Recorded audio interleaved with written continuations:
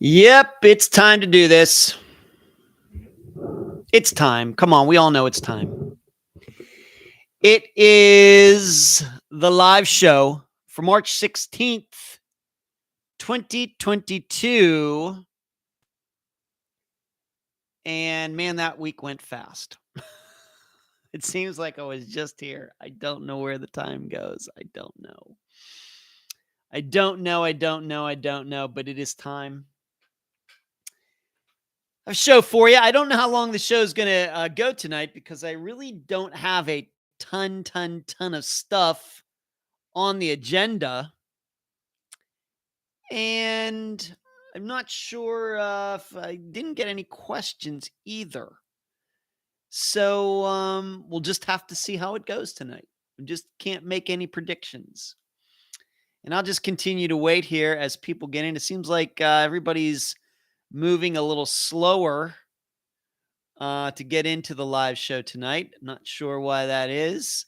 Maybe it could be because of the time change difference. Of course, have a lot more sunlight in the United States right now, which is where most of the viewers are from. And they're out doing stuff. And they're not inside, which I wish I could be so fortunate, but I have things to do. Birthday alert, girl. Yeah, I saw that. I wish. Hey, Jasmine, I already got in my happy birthday to you. I already did it. But yeah, don't be afraid to tell everybody about your birthday, please. But yeah, so this is the live show. As you are watching, either whether you are live or watching it in the replay, we get a ton of views of this live show after it's played. But if you're watching after the fact, please give this a thumbs up. And I do know there continue to be people who are watching the Unfound videos and watching this live show, but are not subscribers to this channel. That's why I produced that video, that now a little short clip that appears in the front of all the videos now from now on that I will be posting to this channel. It's only like 20 some seconds long, but it's to remind everybody that if you are watching this channel, you know it would help. It would help if you subscribe to it. And that's why I've changed around a few things.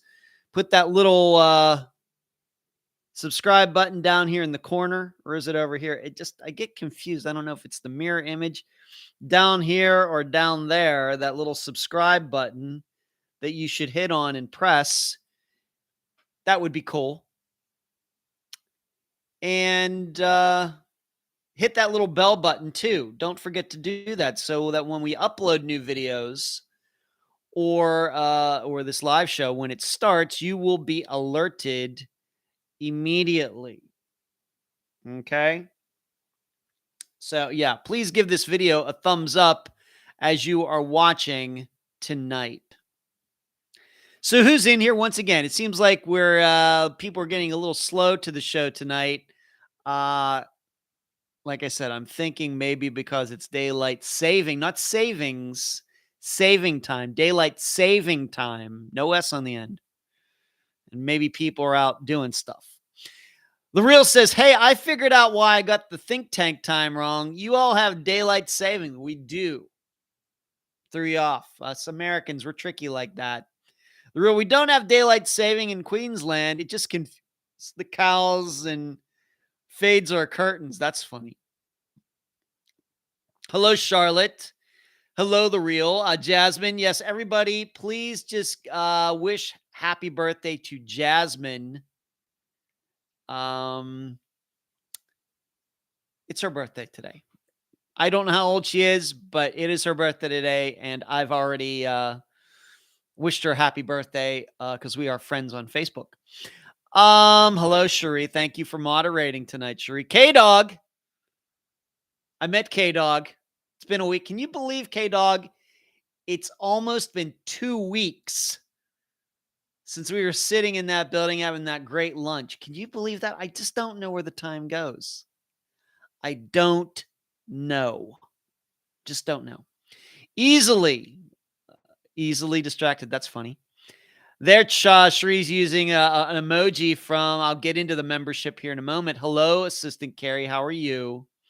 Charlotte, Paula. Yeah, everybody's wishing Jasmine a happy birthday. Now that makes me feel good. Now, if you're in this live show and you're wondering, why is it that some of these people have these really, really cool green names? Of course, Cherie has the blue name because she's the moderator. She's really, really special. But for everybody that's in green, that means that they have become a member. They have joined the membership for this channel. And that button is right down about right there. Right there. And it's only $2.99 a month. You may be wondering, well, what do you get for that? You get to support this channel. That should make you feel good. It's only like, what is it? It's like 10 cents a day. 10 cents. What do you get for that? You get the Unfound episodes early, a week early. And another one will be coming up here, being that we're getting near the end of the month again. Man, this time's flying. You get the Unfound Now episodes, that monthly series that I do. You get it a week early. You also get, this is new, pay attention to this, you get the episodes on YouTube a day early. So, of course, you all know that the episodes all come out on Friday at 2 p.m. Eastern. Well, if you're a member, you get them a day early. In addition, we're going to start doing video. I'll get into that a little bit later. We're going to start doing video with the interviews. And that was the suggestion that Sheree made. So you will get that if you are a member. Hit the little join button right down there. You're going to love it. I also do a daily update video, and I already did the one for today. It got uploaded, and I've been doing that for a few weeks now. In fact, I started that when I was still in Pennsylvania.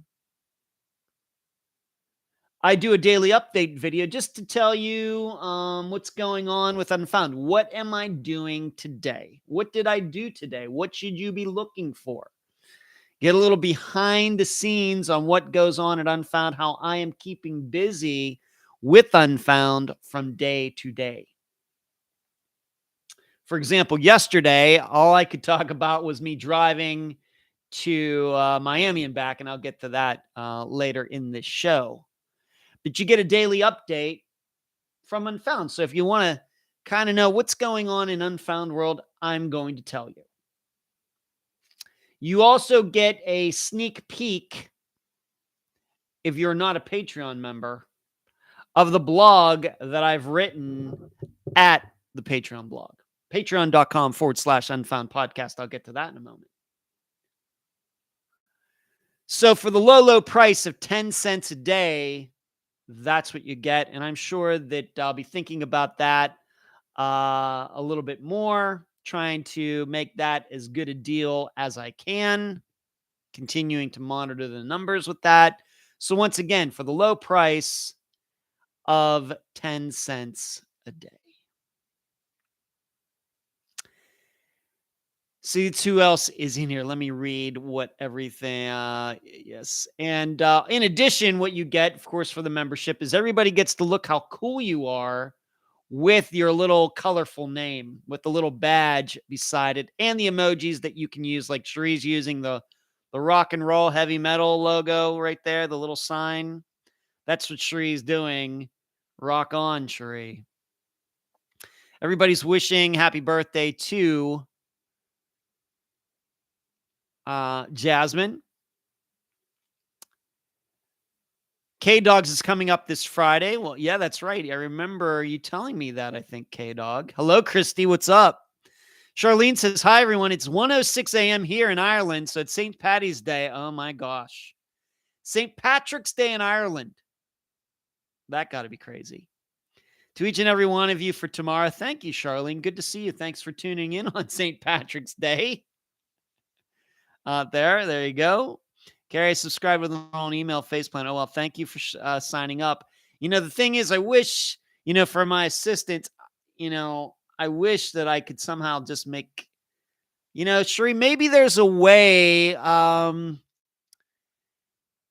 I know I want to contribute, but being for the assistance, maybe there's a way that the all the stuff that we do for the membership could be free. Maybe you can look into that or something. But thank you, Carrie. I appreciate it. Thank you, Carrie.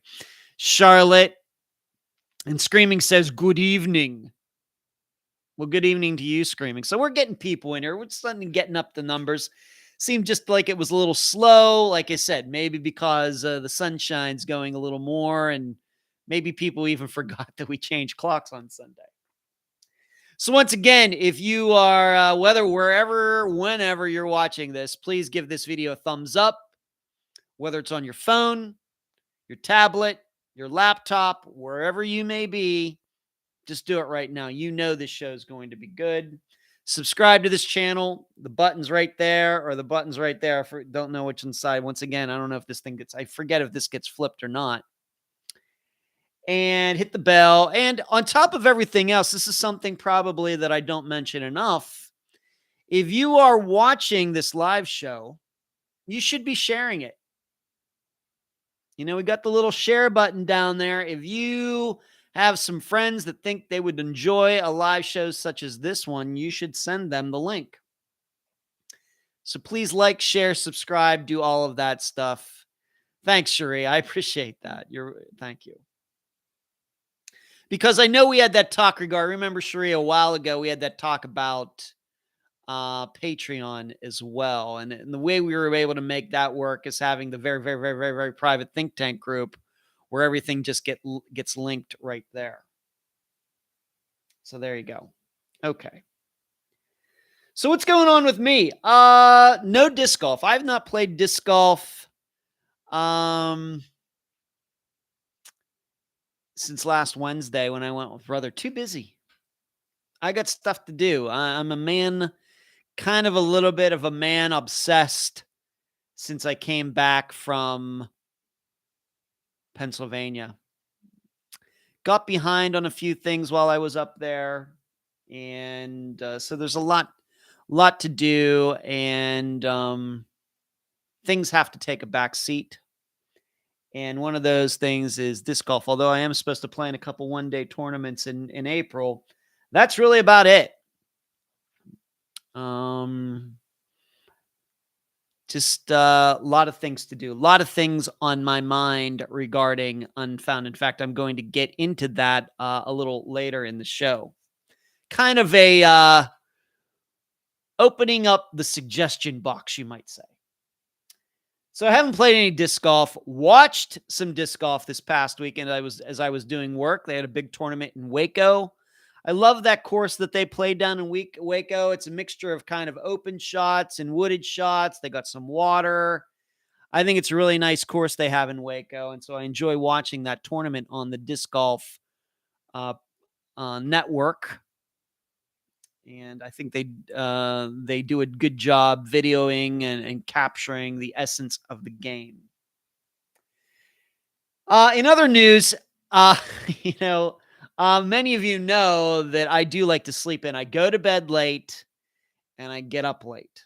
It's not unusual for me to be up past 1 a.m. and sometimes doing unfound work, sometimes not, and then sleeping in. Well, that has been impossible since I got back from Pennsylvania, which has now been, how long have I been back now? Over 2 weeks. Once again, I don't know where the time goes. But they're doing construction or working on the condo directly below me. Now, what's funny about this is that when I first looked at this building, we're coming up on 3 years of me living in this building. I actually looked at, I live in 8B. That would be 7B. I actually looked at that condo and possibly living there. It was already furnished. Somebody owns it. And I was looking to rent it. And the person who owned it wasn't sure if they wanted to have a long-term renter, which I don't understand that. I pay a reasonable rate for living here. Now, granted, you have to understand something. This is kind of seasonal stuff. So what I pay for a year monthly is less than people who come down here for the winter.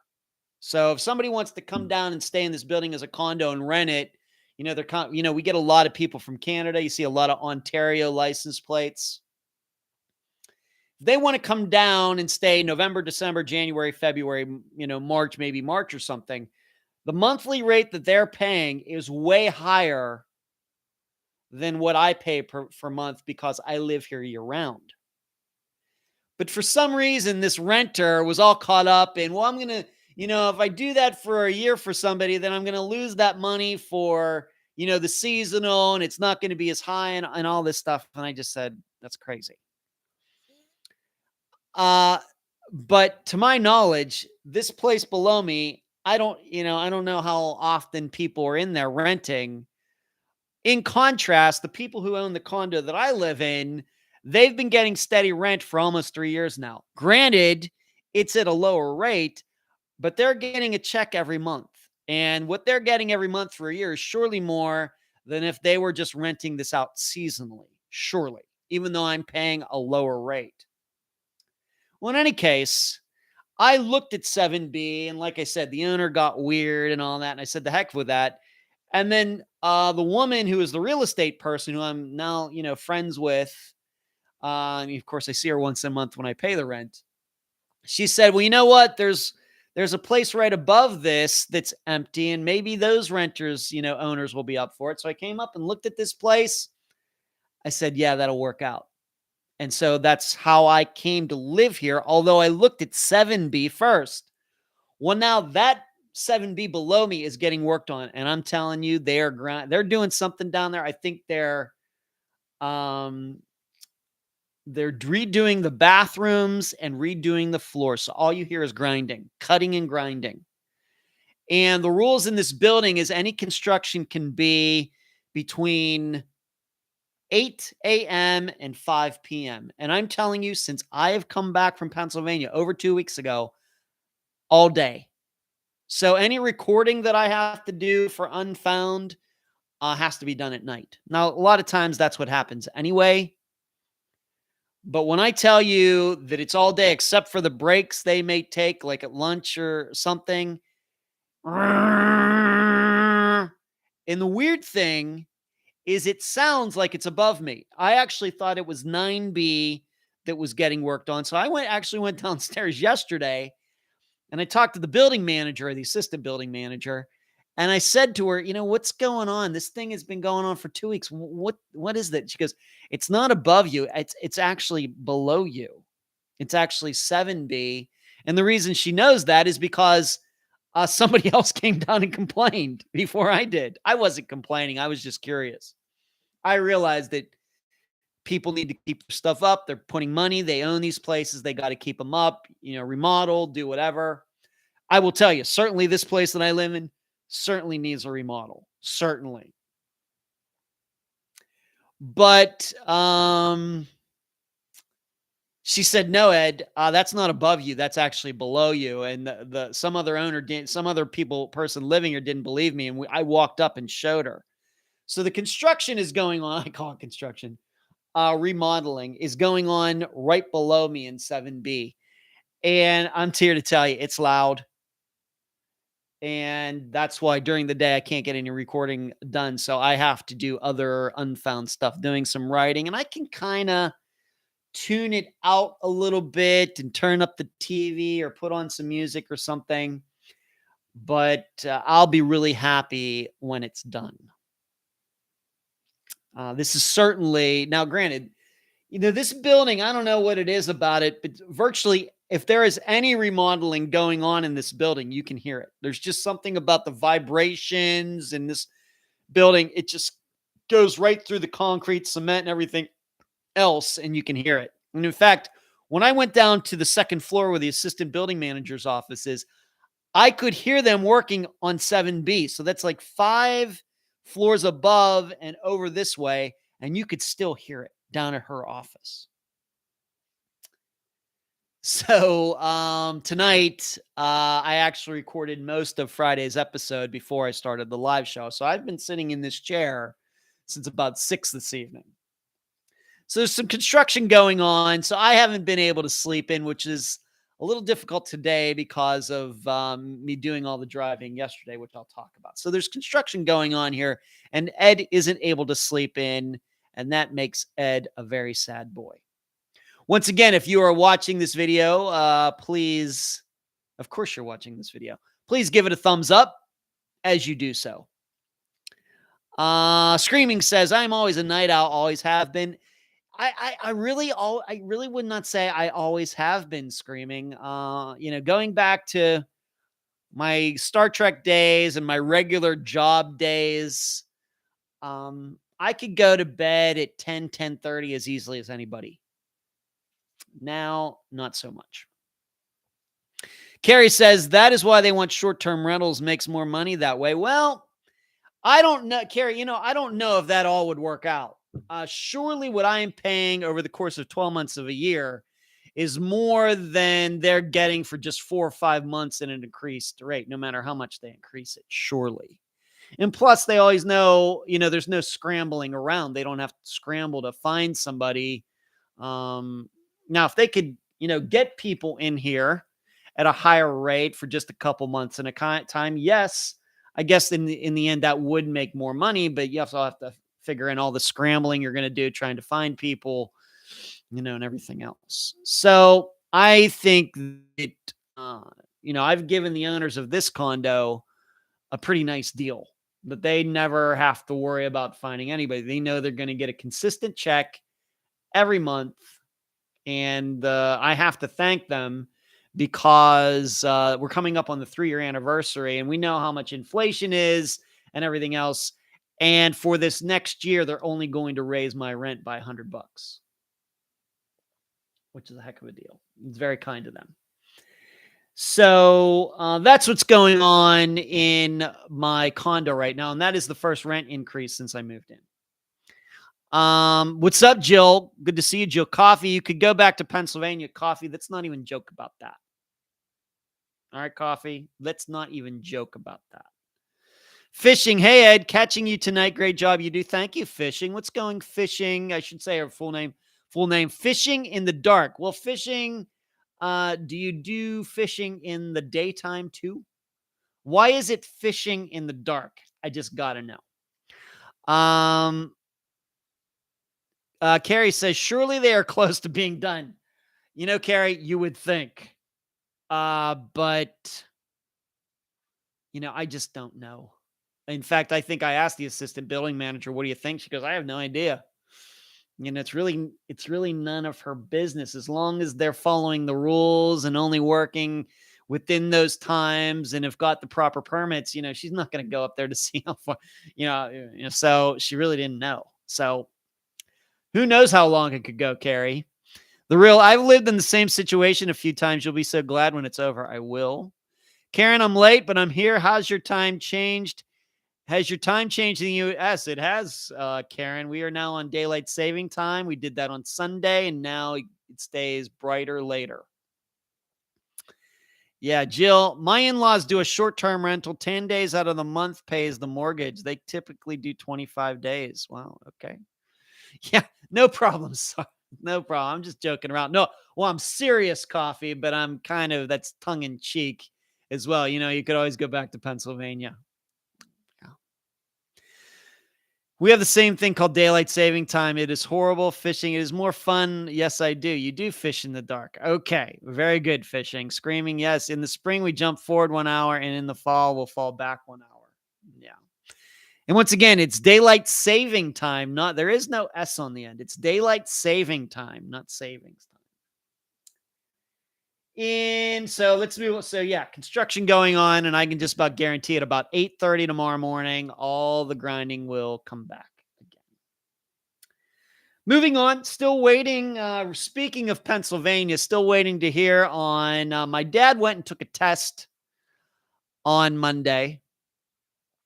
He went to a doctor that was checking out his brain. And the report is done. It's just we don't know what the results are. This doc was going to send it to my dad's regular doctor today, but the doctor did not call him to tell him the results. I talked to my dad when he got home on Monday, and he said the tests that he was given were pretty easy. This is a step he has to take to get his driver's license back. He thought he did real well on it, but I guess we shall see.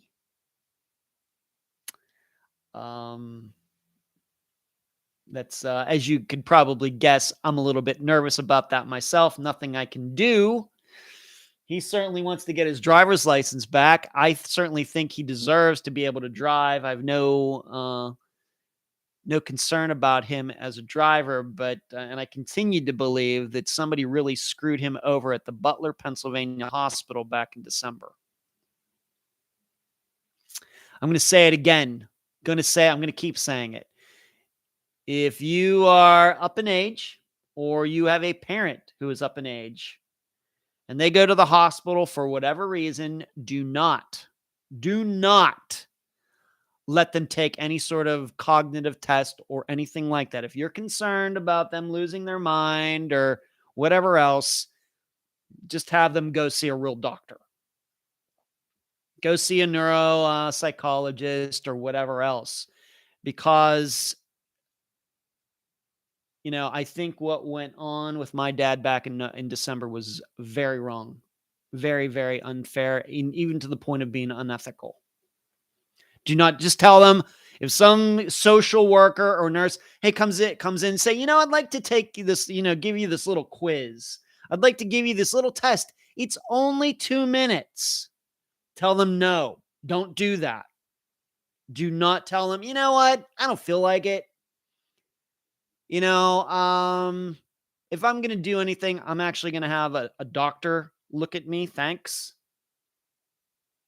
Because I continue to think that my dad got screwed. So, there you go. I know I've talked about this before, but it's my public service announcement now. PSA. If you have a parent who's going into the hospital for some reason, high blood pressure or whatever else, you make sure you tell them, don't take that test. Don't do it.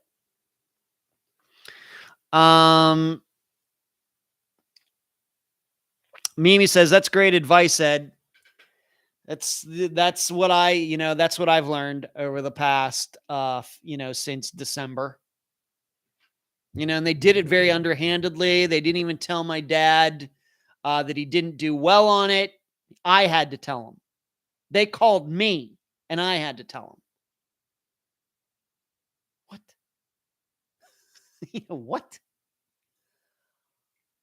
So, but it's really put him in a pickle. He's been very down about it and everything else, and he should be. I can't do anything about it. Of course, I had to keep the keys away from him for the 38 days that I was there because he was very motivated to go out and drive. Didn't want to let him do that. So this is all in his steps to undo it. And on top of everything else, because I am a researcher and an investigator, I found a National Highway Transportation Safety Association bulletin or study from 2013 that says that the test they gave my dad in the hospital in December should never be used to determine if a person can drive or not. Right there in the writing, it says it should never be used for this because there's no causation or correlation. You could do bad on this test, be a great driver. You could do well on this test, be a horrible driver. And that's what they used. And because of that, he lost his license. It's crazy. It's insane. It's unethical. It's bad law and everything else in the state of Pennsylvania. So there you go. And, once I showed my dad that test, he was not happy about that. Of course, he already thought that he'd get screwed. And, and the thing is, I lived with him for 38 days. And trust me, there is no person who would be more likely than to think that my dad, something right wasn't with him than I am. And I just can't say that. I watch him do crossword puzzles very well. I watch him play Jeopardy. I'm better at Jeopardy than he is, but only because I'm faster. He certainly knows some of the answers. I'm just, faster. He's good at Family Feud. I watched him play Family Feud all the times we did that over the 38 days. I told him the combination number to the clubhouse where they have, told him once. He still remembers the number. There's nothing wrong with his mind.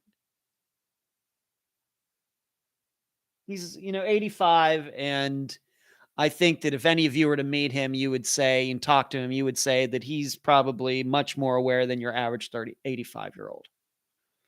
What went on? I will tell you that I, along with the people who know what happened to him back in December, think that somebody just took something out on. Somebody was having a bad day at the hospital and took it out on my dad. Or maybe, as my dad can do sometimes, he might have ticked somebody off there and they said, oh yeah, well, I'm going to get revenge on you. I wouldn't rule any of that out. So, okay, enough on that. Paula, my 82-year-old parents won't even do the remember these 4 words test. They always tell the staff they had enough memory to show up for the appointment and how to get there. Right. Paula, exactly true. That's a good attitude they have. They're doing the exact right thing. Charlotte says they should not be able to get away with that. I agree. Marlene, what's going on? It must be pizza and movie night. Lethal Weapon 2, great movie. Marlene, I only really watched the first one. The first one is spectacular, but the rest of those movies are not good, in my opinion. James, what's going on? Good to see you. Everybody, please give the video a thumbs up as you're watching. Moving on. So that's my dad. We thought that, the results, I think, were sent to the doctor today, but he did not find out what that is. But he went up and took the test for an hour and a half on Monday. The guy who drove him up there, said my dad was in good spirits afterwards. My dad thought that he did well. So that's what he has to do to get his license back. Get signed off that his mind's totally fine, perfectly fine. And then he can go down to the DMV with that report and say, that test I took back in December, that was total crap, and get his license back. Charlotte says, I had a stroke a couple years ago and they made me do this 4-word test and all that. Yeah, Charlotte. Did you have your license taken during that time, Charlotte? Did you have to get it back, or they just say don't drive? Or maybe you can explain that to me. I'd like to know. Moving on, St. Paddy's Day tomorrow. Maybe nobody would be surprised that I am partly Irish. Kind of look it, right? According to my genetics, I've never had my DNA done, but my sister Diane has. And we are 2/3 Irish, 1/3 British. Yes, it's a conflict. But I have to tell you, I'm like the least Irish person you ever want to know. I know there's a stereotype, and I know Charlene's in here, and my friend from Dublin, Sinead. We have actually quite a few unfound listeners from Ireland, as I've learned. But and I love all of them. But I'm really, even though I'm descendant from Ireland, my biological family's last name is Joyce. I'm really not that Irish at all. As I've said many times, I'm not a drinker. I'm not a partier. My brothers and my sister have gone to Ireland and really enjoyed it.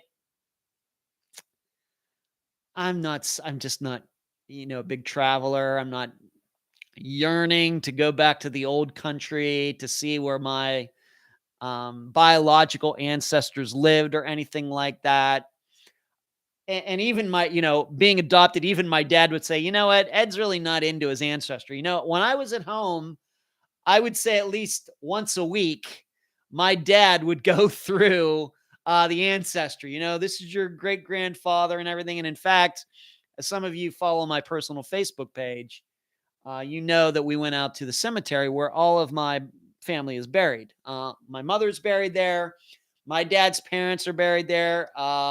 My great-grandfather Denzel's buried there. My great-great-grandfather and his wife are all buried out there. It's in Spring Church, Pennsylvania, if ever you want to drive out there and see that cemetery that's right along the main road. And, of course, my headstone's already there, which is creepy. but I can't say that I'm much of an ancestry guy. Maybe it's just because I'm so locked on looking at the future. Where am I going? What am I doing? What am I doing right now? That, I try not to get too caught up in the past. Maybe it's because of so many mistakes I've made here and there. I just want to try to move on from them. And maybe that's part of not, really getting deep into family trees or anything like that. But getting back to St. Patrick's Day, I hope everybody has a great time. Please don't do any drinking and driving. It's stupid. It's illegal. You're going to kill somebody. You're going to kill yourself. Walk, Uber, Lyft, good old-fashioned taxi, have a designated driver, whatever you got to do. Go party it up. Keep it mature-like, but don't do anything that is going to, get you in trouble. Would like you to be able to watch this live show, as long, as possible. But if you're not here on the earth anymore, or you end up in jail, you're going to miss these live shows, and you know how empty your life will then be. So St. Patrick's Day is tomorrow. They're supposed to be having a party here in this building. I think I'll probably go.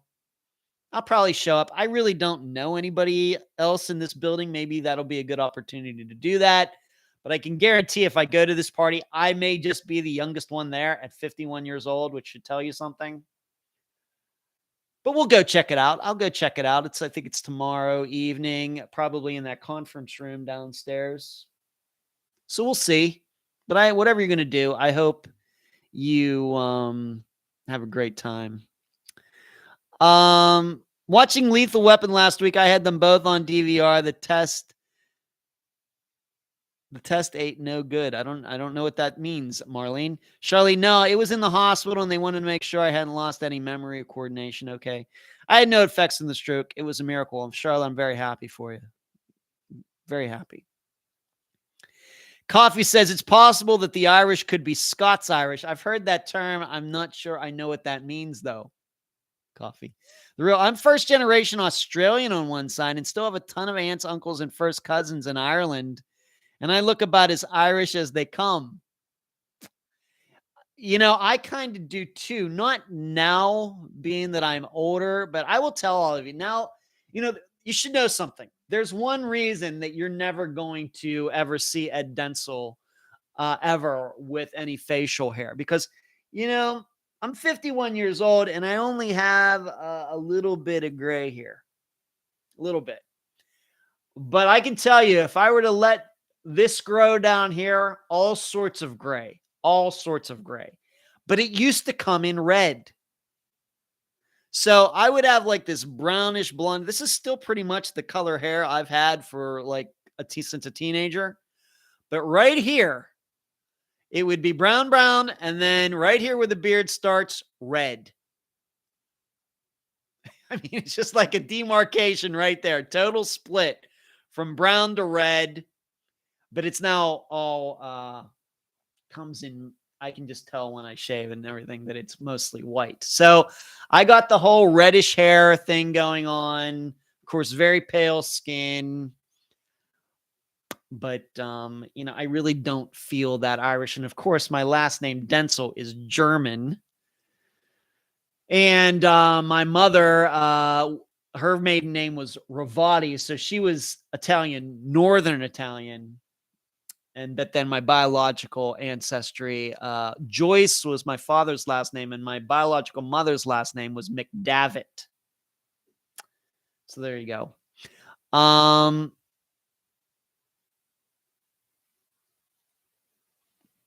Let's see here. You could be related to James Joyce, Julie says. I know who James Joyce is, but, of course, Joyce is a very common Irish last name. I think that my family has never told me that they're related to him, but maybe. I don't know. Marlene says, I meant to say that the rest of the series were no good. Yeah, the first one is spectacular. But with Lethal Weapon, once they took away the fact that Martin Riggs wasn't crazy anymore, kind of lost its edge. Then it just became a buddy cop stuff, and it just wasn't as interesting to me. Charlotte says, I'm 4% Irish, mostly I'm Scottish and British. Hello, Brittany. Party like a grown-up. Yes, Brittany, party like a grown-up, a mature grown-up. The real, I'm a Joyce descendant, could be related to me. You and me, real, maybe we're related. That would be cool. I like the color of your walls. Very pretty. You mean back here, Brittany? That's what the owner has them painted. Certainly, if this was my own place, they would not be yellow. Being that this is where I do my recording, of course, I do all these shows here with Dr. Telesco, the live show, the think tank. We might be able to do something that was a little more color coordinated in the background, but since it's not by place, I can't do that. Coffee, the Scottish settled Northern Ireland, also known as the province of Ulster. Everybody's going history lesson tonight. Thank you. It'd be 3 years we adopted our sweet kitty Milo on St. Patrick's Day. Okay, Milo. Charlotte says, I have cousins that have red hair. Ulster was a province of Ireland. Then most of Ireland gained independence. Northern Ireland stayed as a part of the United Kingdom, right? An area of time and back in the 80s known as the Troubles. I've read quite a bit about that and how they resolved all that. Coffee, yeah, it's such an interesting history. Ireland and Northern Ireland and the Protestants and the Catholics and all that. And, the loyalists and the nationalists or whatever, it's very complex. And of course, that all came up again when England decided to get out of the EU. It complicated all that again. So there you go. Ukraine still continues to go on. Very sad. I follow it a lot. I just can't. I really don't usually follow a lot of political news and stuff these days, but it's almost something like you feel like you have to watch it and to see everything that's going on. And, but I have to say, it seems to me from what I've been watching and reading that this could be over maybe sooner than we think, given how many problems the Russians are having. So I will continue to think good thoughts on that this will come to an end in a few weeks as the Russians kind of just burn themselves out, figuring out they're not going to get any further or farther into Ukraine. We can only hope. And if you can believe it, before I get into the items for the show tonight, it's been about 2 years now, at least here in the United States, that we started all the lockdown stuff. And we started that, self-isolate period that was very early on in COVID's existence in the United States. The only reason I even comes to mind is because I was looking at my memories on Facebook, and it was 2 years ago that I was making jokes about self-isolating. Once again, I don't know where the time has gone. It's 2 years like that. Now, maybe for some other people, given everything that's gone on, it's been a very slow trudge the last 2 years with all the craziness and masks and vaccines and 6 feet of distance between people and all of that. But I got to tell you, for me, it just happened so fast. And, but it's been 2 years, and it now seems that we're finally getting away from all of that. And that's good. But we go from, one thing into another. COVID ends, and this Ukraine thing starts. And we got inflation in the United States. And it says that because of a lot of car parts are made in Ukraine, that is going to be a lower production of cars over the next couple years. So car prices are going to continue to stay up. The good news is if you have a used car, it's going to hold its value really well. The bad news is if you have a used car that is breaking down, then you have to buy another one. You're going to be paying top price. So it may pay to just put the money into the one you already have. Jill says, the last day of freedom was my 5th anniversary and had a COVID baby way too fast. Yeah, Jill. Okay. Very complex. I mean, there's that saying, may you live in interesting times. I got to tell you, this is way too interesting for me. I'd rather us go back to boring times. Really. Anytime. Anytime we want to go back to the boring days, let me know. Sign me up. Okay. Let's move on to the items of the show. And you should know that I really did not get any questions before the show started tonight. So if anybody has anything interesting that'd like to ask me about whatever, we talk about anything, food, music, movies. We're just talking about Lethal Weapon. It doesn't have to be true crime related. If you want to ask me a question about something, we can talk about it because I got no questions before the live show tonight. At least I don't think I did. Let me check one more time here. I don't. Thank you for sharing the Unfound Live, Charlene. Thank you for that. Thank you for sharing. Let's go to the Heimbaugh poll. It was a big episode. Of course, that was the first episode uploaded directly to Spotify this past Friday. And you should know I did mess it up. I thought I knew what I was doing until I actually did it. And I was like, man, that did not come out right. So I had to upload it again.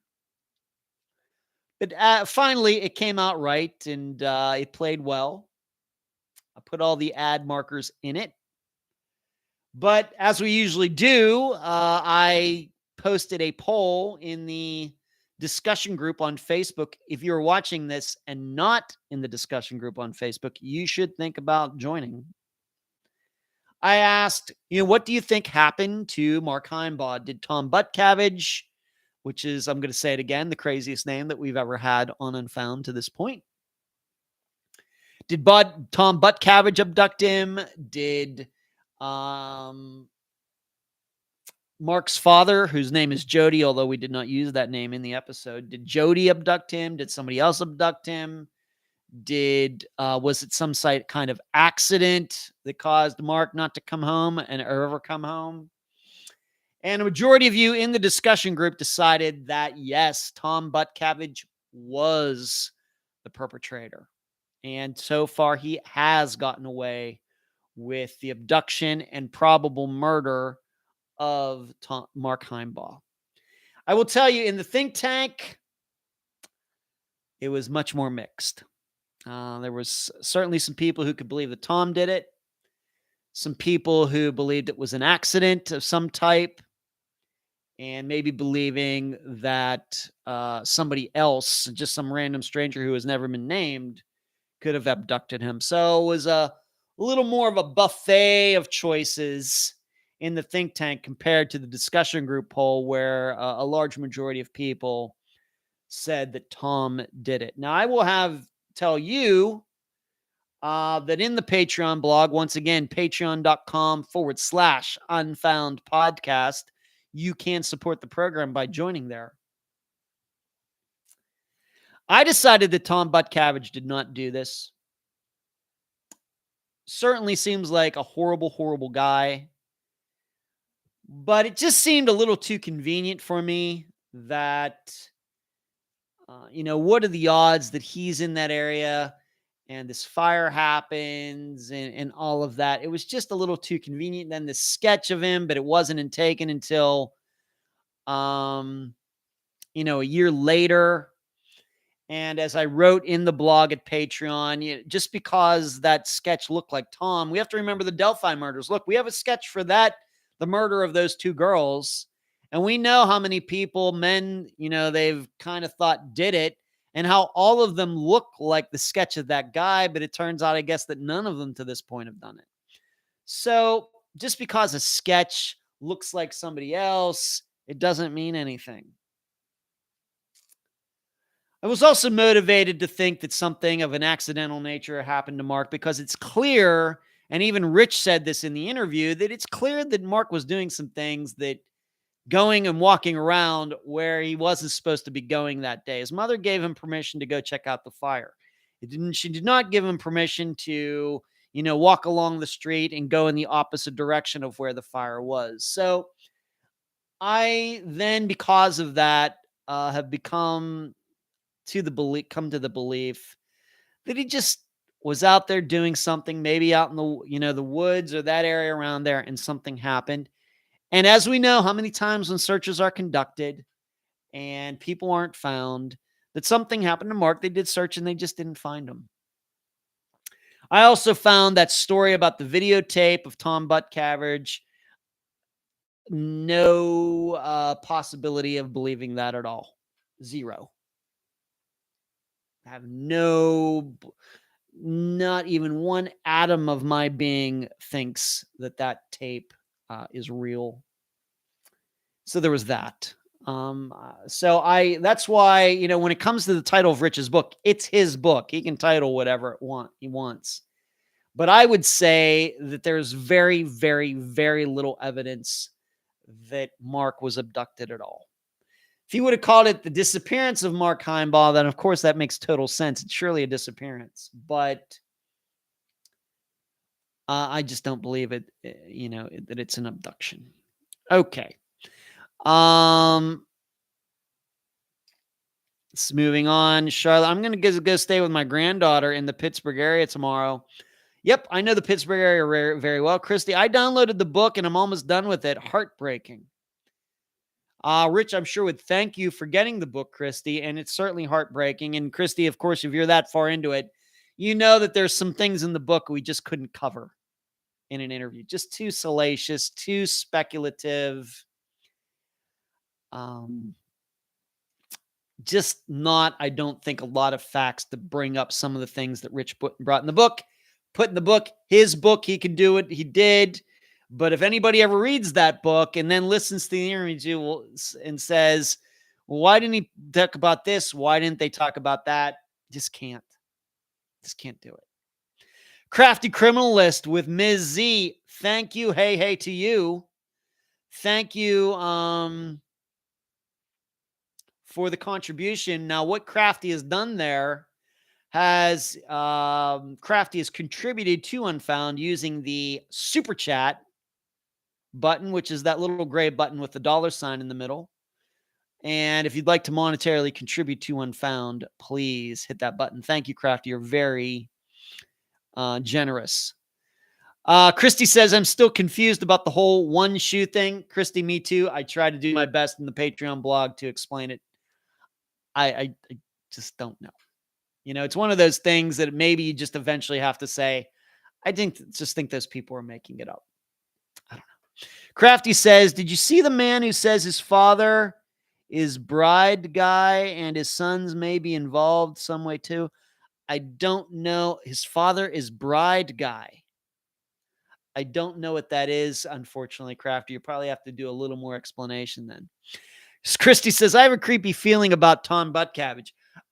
Christy, anybody with that last name, I don't care if they were a saint or whatever else, I would be creeped out knowing somebody with that last name. Christy, why don't you buy the tape thing? Christy, I'll tell you why. Because are we really to believe that Tom Butkabbage would really play the video of a kid who is missing to a stranger? On top of that, it seems this prostitute went directly to the police and they served a warrant because, of course, this seems like good information. They go there and didn't find any tapes, although they found other porn and everything else. They didn't find that tape in particular. And are we also to believe that Tom Butkabbage only ever showed that tape once to somebody, being that this is the only person who ever said he saw it? And would Tom really be dumb enough to have this tape just sitting there, just waiting to be taken and seen and get himself in trouble and get put in jail? It's all a little hard to believe. Not to mention, we don't know the motivation of why this male prostitute would have done this. And on top of everything else, no matter, what their private lives and everything are like, our brains are just not wired to see something, a flyer of a missing person, and then somewhere down the road, identify this person just randomly as we're walking down the street. That's just not how our brains work.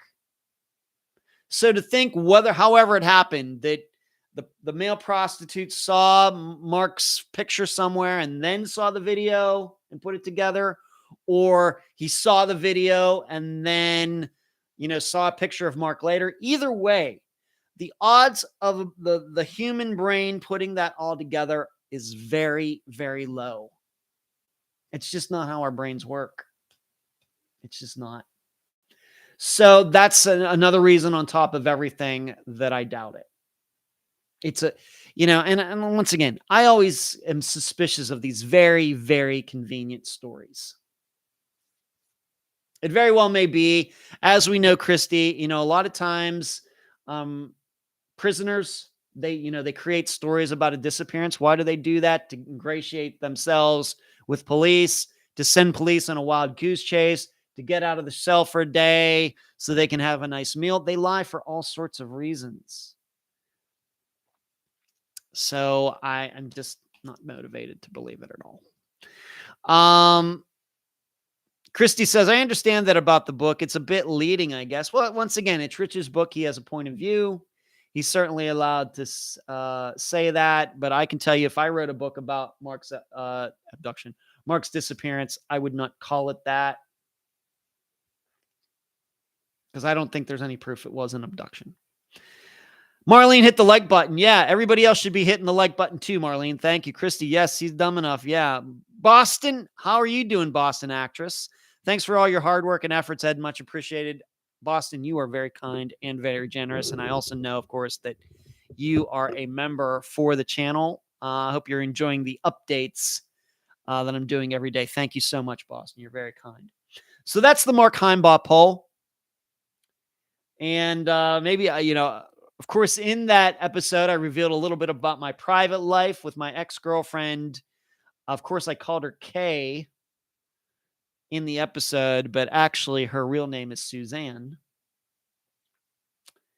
But it's just weird how that all came full circle from 2003. It's so crazy.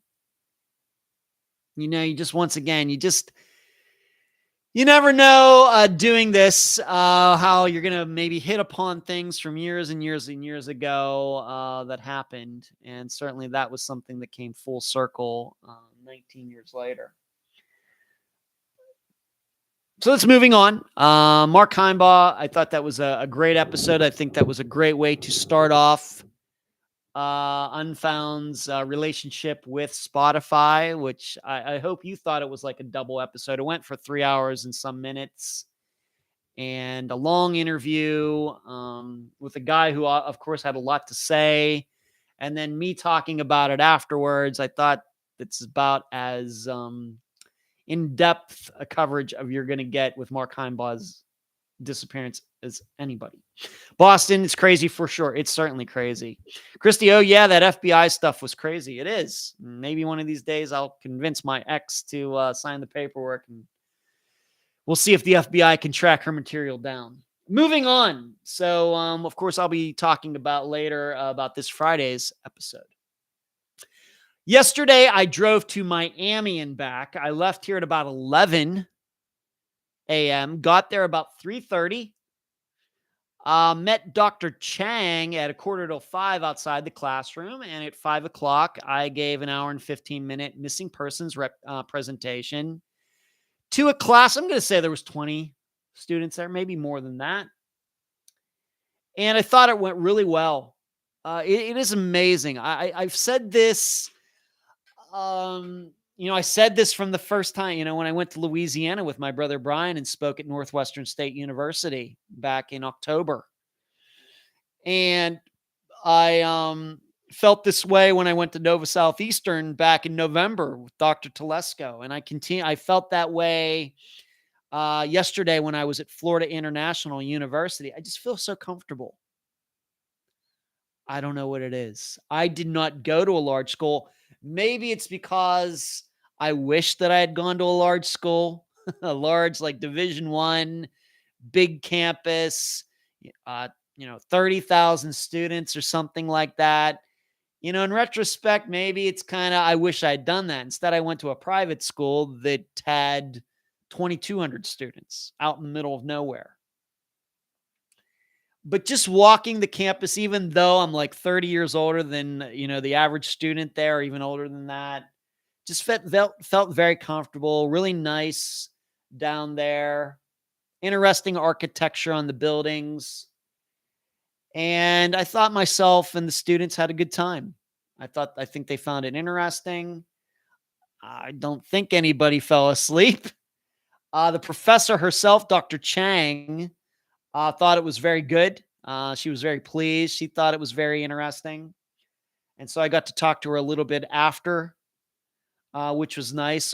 We just happened to park in the same parking garage. So we walked that direction and talked about the presentation, talked about disappearances and how disappearances need to be added to criminology curriculums. And that's something I'm working on with Dr. Eric Grabowski. But yeah, I drove down there 4.5 hours, no problems. It was a little busy, here on the Gulf Coast when you get down to Naples. But once you make that turn, go east, not a lot of cars over there and get over there. And there was of course, a little traffic down there in Miami, but got right to the campus. No problem finding a place. But on the way home, had a beautiful drive at night. Very peaceful, great driving, no problems until I got to Pinellas County. And they had the storm of all storms going through here at the time. And for like 20, 25 minutes, I could not see anything in front of me. I kept driving because I'm crazy like that. But the rain, it was going sideways. And I just said, I'm getting home. I'm getting home. I'm getting home. Just keeping your eyes on those reflectors to make sure you're still in your lane. And I just kept the hammer down. And by the time I got to about 15 minutes from here, it all cleared up. But for about 20, 25 minutes, that's about the hardest rain I've ever driven in.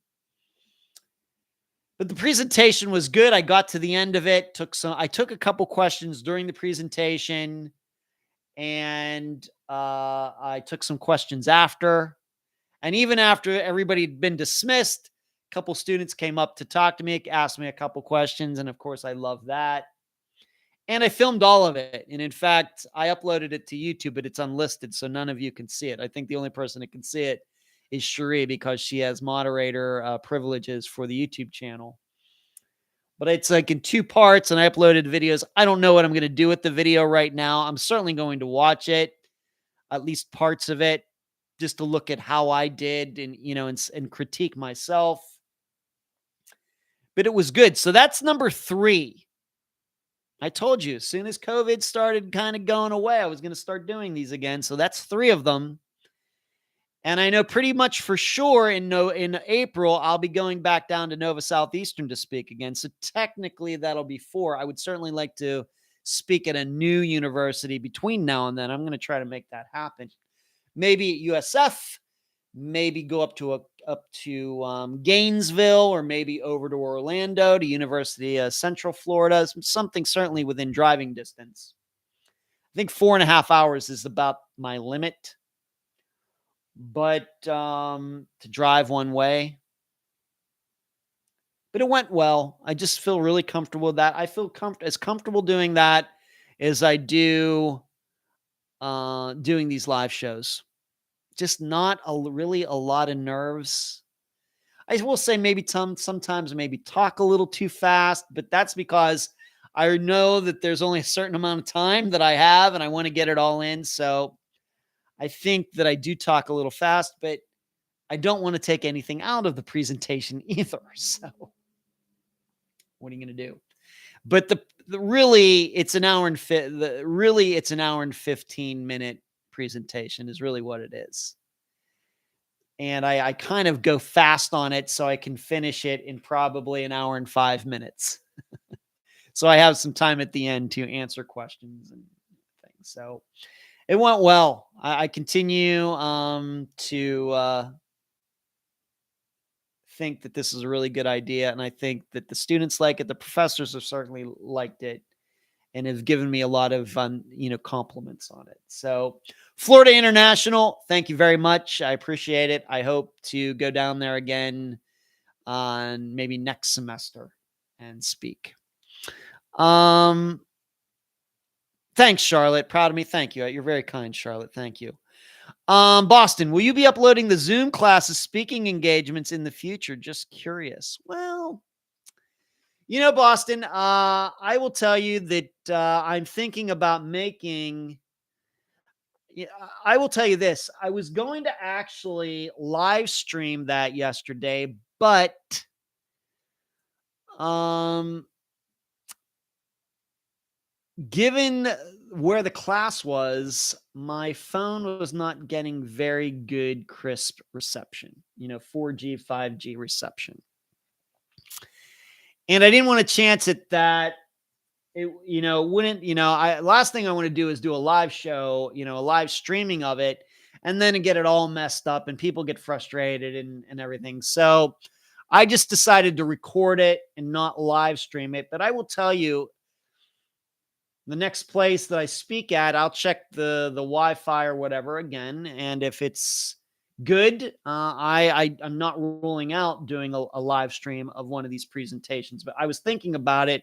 It just didn't work out yesterday. However, I will tell you that these presentations, I will make it viewable for members like yourself. So once again, if you're thinking about becoming a member to this channel, the join button's right there. If you'd like to see me do a presentation, that's one way to see it. And of course, if you are a Patreon member at the higher levels, I think I'm going to make these presentations viewable to them as well. So that's a good question, Boston. It is uploaded. The video that I did yesterday down there has already been uploaded to the channel, except, like I said, nobody can see it because it's unlisted. The only person that can see it is Cherie. Jill, when you make it to my alma mater, I'll take you out to lunch. What is your alma mater, Jill? That would help to know. Carrie, too bad 4.5 hours is your limit for now. I know several law dog educators that teach at the police academy in Warrensburg, Missouri. Well, Carrie, I could be convinced to go there if somebody was willing to pay my way. Boston said, I asked that question before you said it. Yeah. Arizona State, go Devils. That's where Phil Mickelson went, Jill. I know, the Sun Devils. Yeah. Yeah, I asked that question before you said it. Or was it the opposite? I answered your question before you asked it. I am going to make it available, Boston, once again, to membership people. So just maybe I'll get it done tonight, but it'll probably be tomorrow. But be looking for that. But if you're interested, anybody wants to see me speak, become a Patreon member, become a member to this channel, and you'll get an hour and 15 minutes of me speaking to a class. Okay. Speaking, he has his own golf course. Yes, he does. Yes, he does, Jill. Yeah. Moving on. Speaking of new stuff, and I need to thank moderator Cherie for this. Next, not this Friday, but next Friday, Unfound is going into uncharted territory. Now, of course, you know that there are true crime shows out there that are podcasts. They're just audio, like Unfound has been to this point. It's just audio, do interviews, Spotify, iTunes, wherever else. But you also know that there are shows that are just video. For example, Jason Hebert, I know many of you are familiar with him. Of course, friend of the program, John Lorden. His program is nothing but video. Stephanie Harlow, who has a very, very, very popular, and I'm going to maybe get into that before we're done tonight. She has a very popular YouTube channel as well. So we have these shows or episodes, program, podcasts that are just audio. And then you have these other programs, shows that are just video. Well, Unfound is going to attempt to bridge that gap next Friday. Because this past weekend, I did, technically it was the second. Maybe some of you don't know, but the first interview, the interview that I did with Dr. Eric Grabowski, who's now an assistant of mine, but at the time he was not. Back in 2017, we did that as video, but it wasn't Zoom. It was whatever else. This will be the second time that I will have used video to do an interview, but this time the video is going to be viewable by everybody. So what that means is that, of course, you already know that when we do the audio episodes, they do get uploaded to this channel. And what I do, or when Natasha was, of course, with Unfound, is she or I would put pictures to that audio to create a video file. It would then be uploaded to YouTube. So you get to either listen to it, or it's still just listening to it, but we have to put pictures to it because YouTube, you just can't upload an audio file. You have to convert it into a video file. And the only way you can do that is with pictures or video attaching it to the audio. Well, now what's going to happen is, yes, on Friday, be uploaded to Spotify and iTunes, all the regular places. But also, the interview that I did was over Zoom, and so it was video recorded. And so I will edit the audio and the video because I love giving myself more work. And so you will have the option of watching me interview the guest starting next Friday. So once again, just like John Lorden, I think he does some of that. I know Jason Hebert does that. They will have the guest on there, and you'll see Jason there and the guest on there, and they'll be talking back and forth. Unfound is going to start doing that. And that was from a suggestion from Cherie, who thought it was about time that we do that. Now, the good news is that I think I can edit the video and the audio at the same time. So I don't think it's going to be much more work. I don't think. We'll find out. But if you've ever been interested in watching me interview somebody, so you're going to see me, I'm sitting there. You're going to see the guest. She's sitting in her house. And if you're ever wondering about facial expressions and things like that, you're going to start seeing that next Friday. Once again, I can't make people do a video. So there may be, I'm not guaranteeing it every week, but I'm certainly going to ask every guest from now on if they will do a Zoom interview with me so that video can be made. That's going to start next Friday. And we're hoping that's going to bring more people to the YouTube channel. And everybody's saying, yay, love it. Awesome. Charlotte, Jill, yeah, I just like listening to it for the most part. I do think your work is really good, though. Thanks, Julie. Some people just like video, but, I can tell you, Julie, that, I have gotten requests in the past. Sheree knows this, that we're going to give it a shot, and we'll see how the numbers go for YouTube, because once again, it's a topic that I want to get into a little later before we're done, even though we only have 45 minutes left. Jill says, now we can watch the people when they do shady stuff. Color me intrigued. Carrie, it'll be more economical for the show as well as guests if you have international cases. That's right, Carrie. I think that will be something. Yeah, that will help. So look for that starting next Friday. The interview's already been done. I've already kind of watched the video already. The audio's fine. The lighting's fine. I have to admit that the guest was a little nervous about being on video, but she went along with it. She did a fine job. She has nothing to worry about.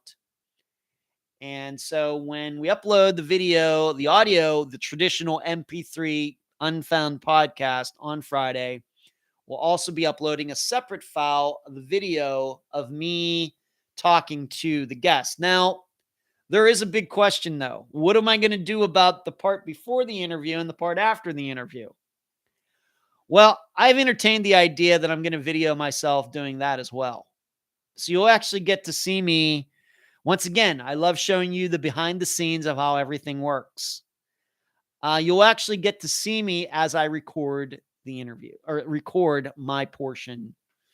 So you'll see me probably sitting at this desk, speaking into this microphone. You'll see the screen set up. and you'll get to see that as well. That's what I'm thinking about doing. That's what we're going to try first. If that doesn't work out, maybe we'll think about something else. So that is a new announcement. Sheree, some people are only on Facebook, some only on podcasts, some only on YouTube. This will combine podcast and YouTube. The more people hearing about these disappearances, the better. Yeah. So that's the new feature. And like I said, I'm sure some of you are very familiar with other shows. It doesn't even have to be true crime that you've watched on YouTube, where you can see the host, you see the guest, and they're talking back and forth. This is what it's going to be like. Coffee made. Maybe your landlord will let you paint your walls. Okay, we're getting back to that. I don't think I really want to get into that. I'm not much of a painter. Coffee. I'm not much of a painter. So be looking for that next Friday. And that's actually in the announcements section for this Friday's episode as well. Moving on. Charlotte says, I like the yellow walls. I have to admit, after a while, I don't even notice what color they are. Really not my choice. I can tell you that my bedroom walls are not where I sleep. They're not yellow. They're like a darker green, which also to me is a weird color, but I certainly prefer that over yellow. Sure, they are sunny like Florida. Yeah, in Cherie, it very well may be that that's the reason that this is the color of the walls, because it is sunny and kind of evokes, being on vacation or something like that. Very true. I'm just happy my own bedroom doesn't have this color, because that'd be crazy. Moving on, we are coming up on the next Dr. Telesco show. I don't think it's next Thursday, though. I think it's the Thursday after. It's actually March 31st, so we got a couple weeks to go. But we have already picked out, in fact, today we picked that out, the next disappearance that we will be talking about with Dr. Telesco will be Jesse Ross, who disappeared from Chicago. Of course, many of you are familiar with his disappearance. And he was at this conference with all these college students, and on the final night, during a break in the action of this conference that they were having at 1:30 in the morning, he walked out of the conference room, never to be seen again. And so that is the disappearance that we will be talking about. And I think Dr. Telesco picked this one is why she's a college professor, and she knows college students. And I'm thinking she probably thought that that would be a good one, for college students to look at, listen to or watch. So that will be, I think, 2 weeks from tomorrow. It's already been picked out. And my perception is Jesse's disappearance is fairly well known. Maybe not as well known as Brian Schaefer's, or maybe as well known as Jody Husentrut's. But certainly, I would say that Jesse's is in the top 7 of the most well-known disappearances that we've covered on Unfound. Probably Flight 370, of course, is number 1. But certainly Jesse's, I think, is in the top 7. And that was even the situation before we covered that disappearance way back. Wow, when was that? The end of 2019? Was it? I think it was.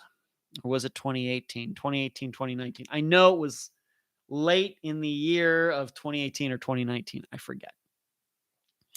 Charlotte says, I'm interested in it too. Well, I'm hoping everybody will tune in. So Dr. Telesco and I have that all lined up.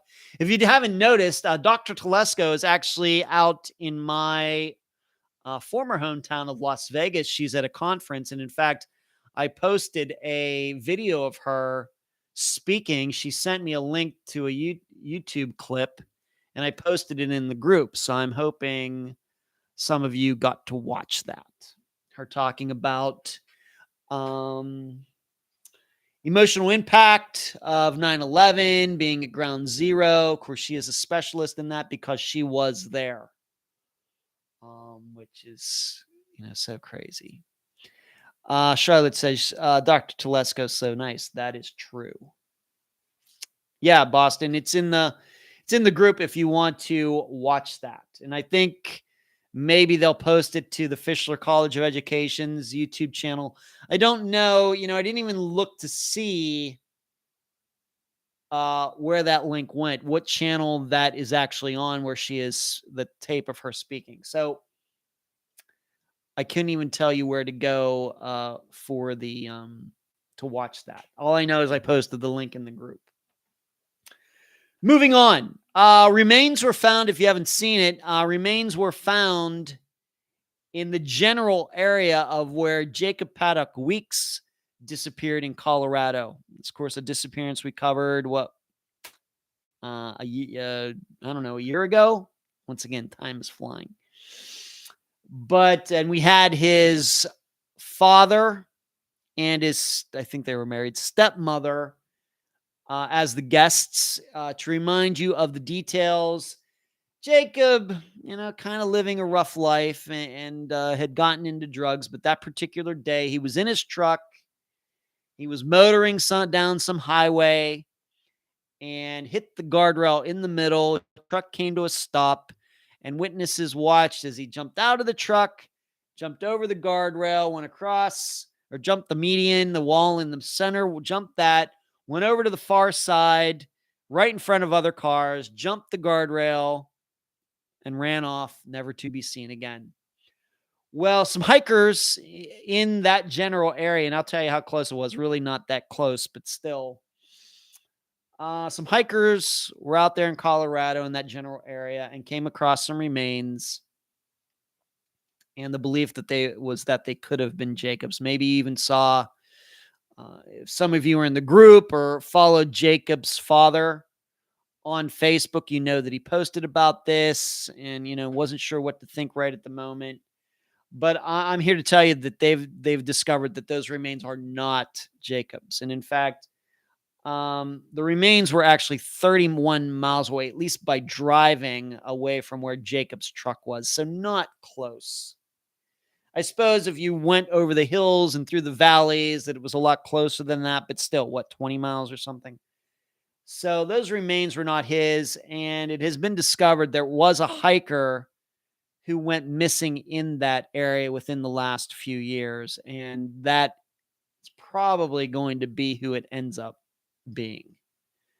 So there was a time, though, that they thought that could be Jacob's, not Jacob Paddock Weeks. I had somebody contact me who is, kept up on that disappearance. I think she knows Jacob's family, and I don't even think they needed to do DNA testing to determine that it was not Jacob. So not him. Boston says, so he walked quite a bit. Well, it's not him. That's what I guess anything's possible. Being that he ran off, Boston, who knows, how far he could have gone. But the determination has been that it's not Jacob. So the search continues for the Weeks family. But I wanted to update all of you in case you saw that. And I really don't know if that's been made public yet. As far as it not being Jacob, but I got from a very reliable source that it's not. Moving on, I have some news stuff that I want to talk about. In fact, a couple of these were from last week that I didn't get to them because I ran out of time. But did all of you happen to see this video? And I just went by this place last night when I was coming home, right in that area where it was really raining really hard. Did you happen to see the video of this Florida Highway Patrol woman who put her patrol car in front of this drunk driver who was pretty close to running into a bunch of runners who were taking part in this event last weekend or a couple weeks ago? I don't know if any of you saw it, but they have both the dash cam and the camera from inside the patrol vehicle on this officer. And it's crazy. It is crazy. It was a Sunday morning, 8:30 in the morning, something like this. And there was a woman who was already drunk going, even though they had barricades up, they had barricaded the 275 down there because this marathon or half marathon or 10K was happening right on the highway and they had everything blocked off. Well, somehow this drunk woman got past the barriers and she was heading toward the runners.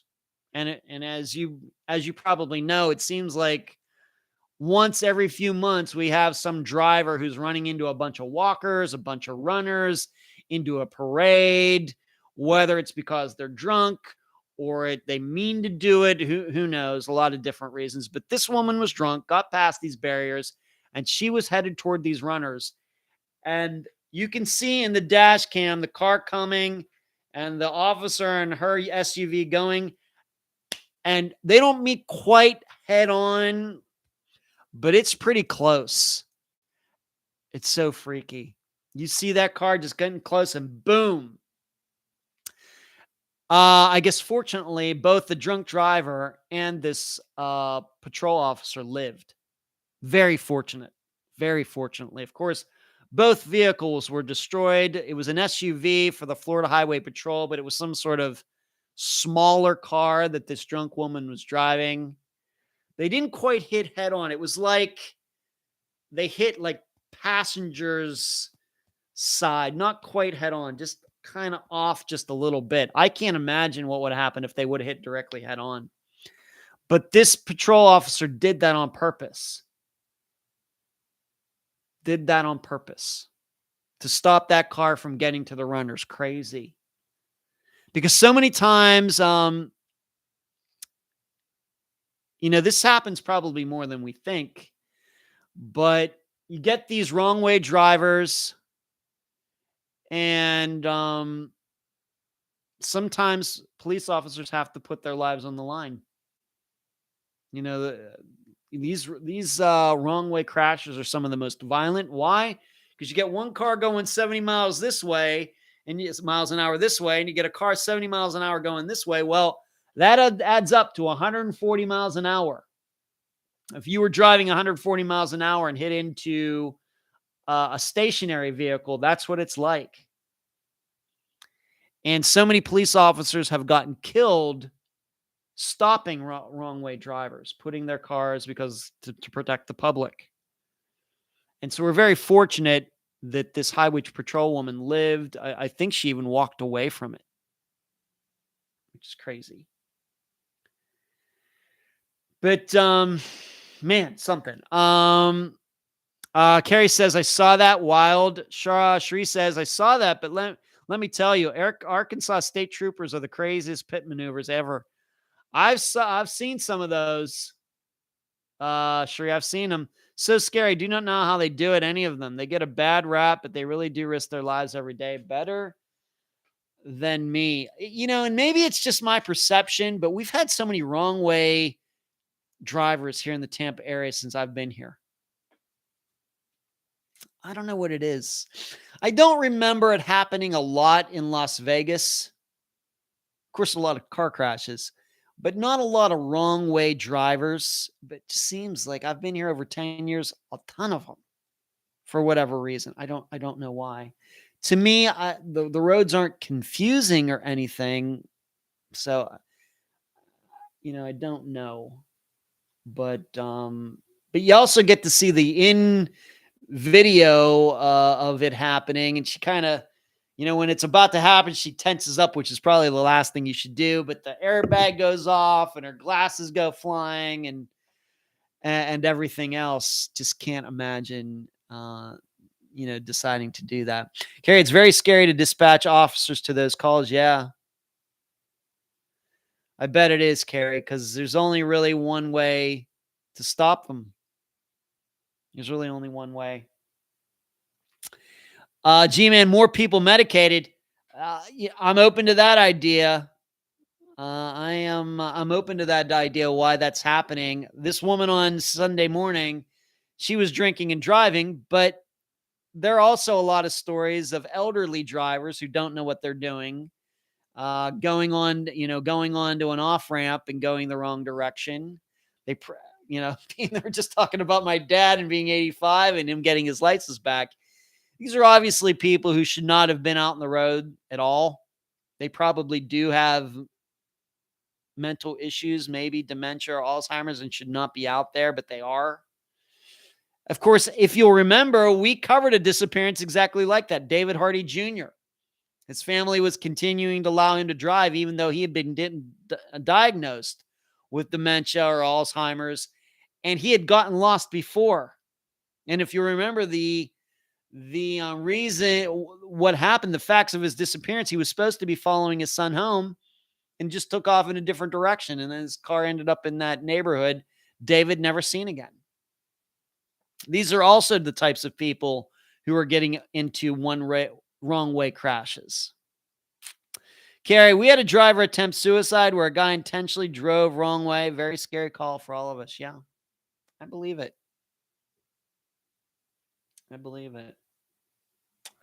So I thought that news had made the national media. And like I said, that happened right down here. I just went past that area last night. Just last night. Moving on, and I think the reason this story caught my eye is because of me speaking at these colleges so far. And it's a murder class for high school students. And I want to read this article to you. This comes out of Sunbury, which I believe is in the state of New York. Let me read this to you. This is an article, once again. This is something I meant to cover last week, but I didn't get to it. 50 Shikolamie high school students are hot on the case of a homicide that occurred in apartment 214 of the high school. In this instance, the Shikolamie Law Enforcement Club is investigating a pretend case that replicates an actual homicide that occurred in 2011.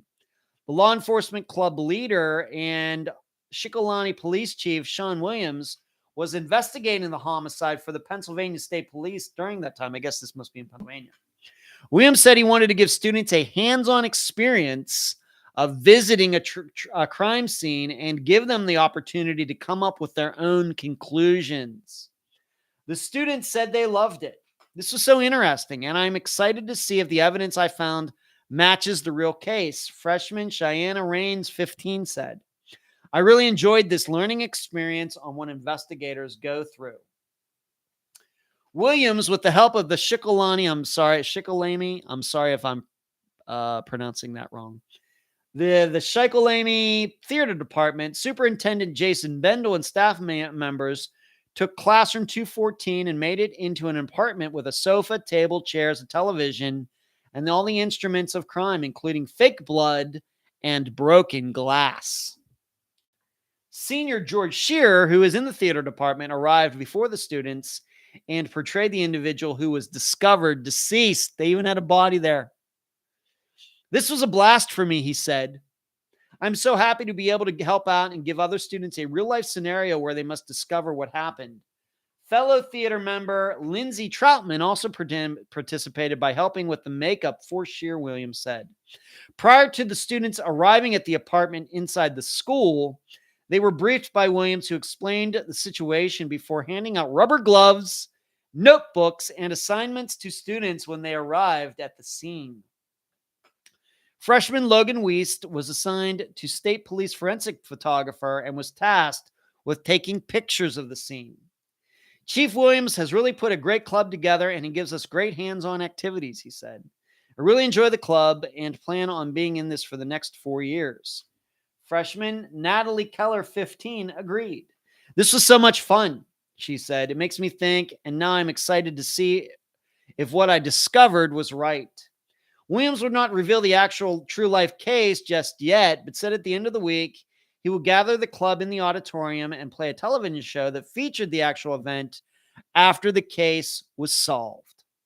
It's also exciting, Rain said. I really got into this, and I can't wait to see if I was right. Bendel attended one of the sessions and got to tour the crime scene.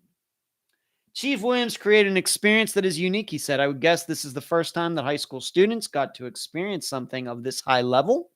It was great to see our students so actively engaged in this. I want to thank everyone who participated, including the staff at the high school, for allowing us the time for students to attend, Williams said. I also want to thank the students for their interest and the theater department for helping us get this all together. Next up, the Law Enforcement Club will be also visiting the State Police Academy in Hershey in the coming weeks, Williams said. I think it's a very interesting story. And of course, this really speaks to me for a couple of different reasons. Of course, number one, being that I've gone to 3 schools so far and spoken to criminology students, of course, at the college level. These are all high school students. Um, certainly would it like some at some point like to put something like this together, but instead of course for a murder, it would be for a disappearance. So it would be maybe you could set something like this up, of course, without the body. You could make a classroom into a missing person's apartment and go in there and look around. There might be a computer with a Facebook page or something set up. Maybe the phone is left behind. Maybe some things are missing. All these things, go through my mind as I'm reading this. And then thinking, how could you do this for a disappearance? How to put students right in, the action as it would be in real life if they were showing up, they had gotten a call, if they're police officers, a call that somebody's missing. They've already filled out the paperwork, and then they go over to that person's house or apartment to see what's going on. And maybe the car is still outside, but they go inside and they have to look around and note everything that, and try to figure out what would be connected to the disappearance. Is there any way to tell when the person was there last? Is there ever is there a way to tell if somebody else was there? Is there a way to tell if somebody else was using their social media? Is there a way to tell the cell phone, was it anybody used it? Was there any texts, any calls, things like that?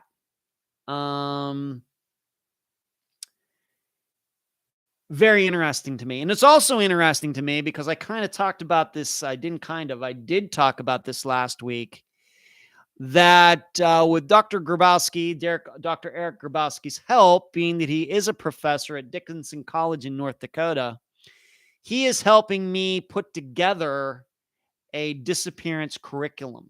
And I was actually talking to this professor at Florida International yesterday as we were walking out to our cars. I was telling her about it, that on top of everything else I'm already doing,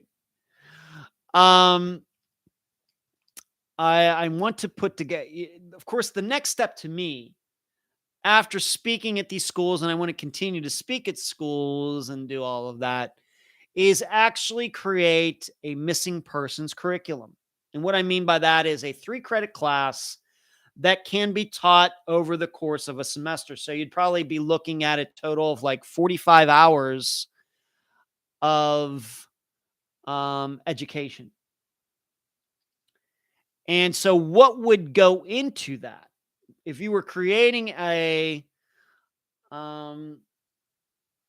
disappearance class, how do you fill up those 45 hours? Well, one of the things you might do is something like this.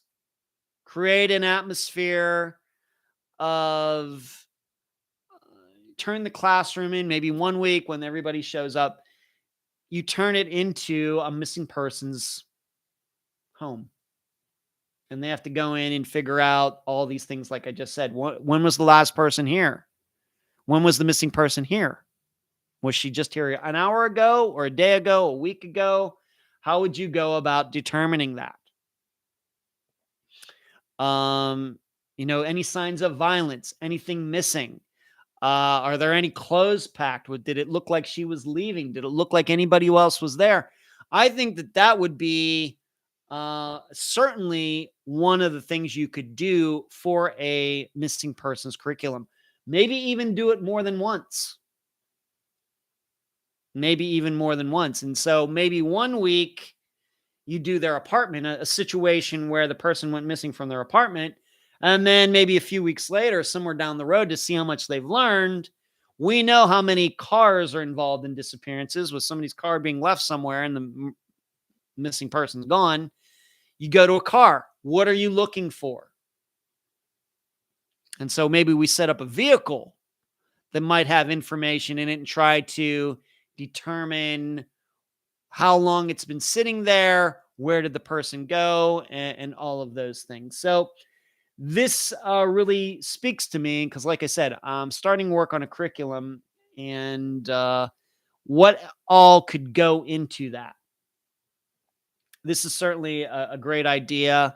I've also thought about using movies or TV shows about disappearances or books as part of the curriculum. So maybe one class would be watching a movie regarding like Gone Baby Gone, I know is or Gone Girl, or a couple disappearances about missing people. And so we watch it, and then afterwards, what does this movie get right? What does this movie get wrong about the investigations of disappearances? How does the media portray um, the disappearance? Does it portray that the movie portray a disappearance in the right way and the wrong way? How does this craft? How does this um, shape what the public thinks about disappearances in general? So this is all going through my mind as things that can be done for a curriculum because 45 hours is a long time, even for me. And so you have to figure out ways what would be good that could be included in a class like that.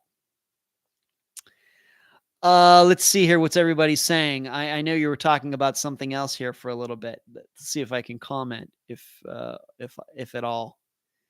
Cherie said one of the best dispatches I ever heard was on the Kaylee Sawyer abduction with Edwin Lahr. Worth a listen, relevant because it starts out as a missing person.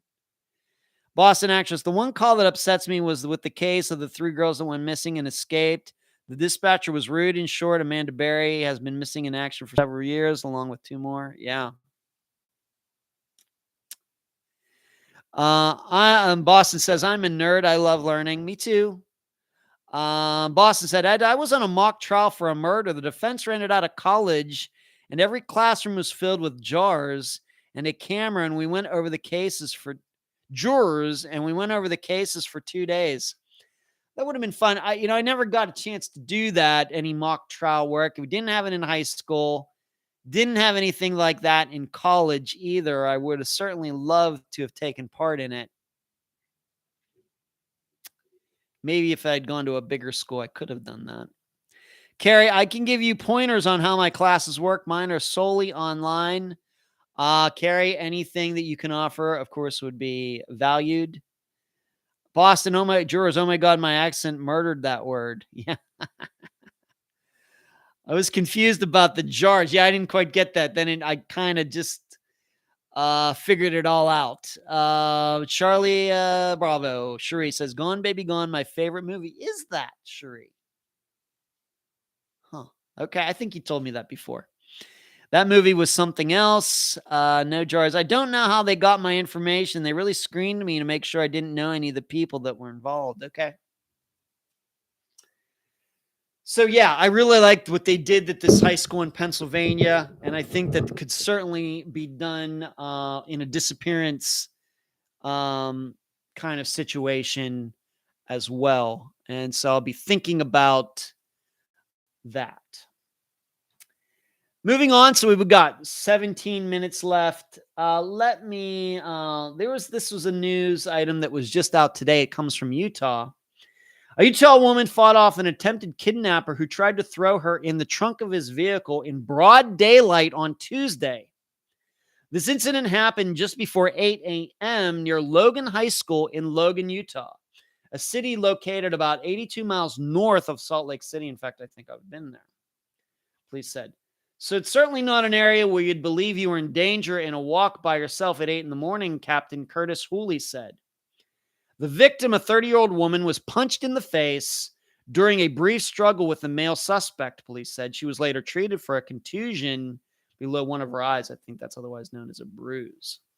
The suspect was unable to drag the woman into the trunk of his vehicle and drove off from the scene, police said. Some high school students witnessed the car speed away and tried to catch up to write down the license plate, but were unsuccessful.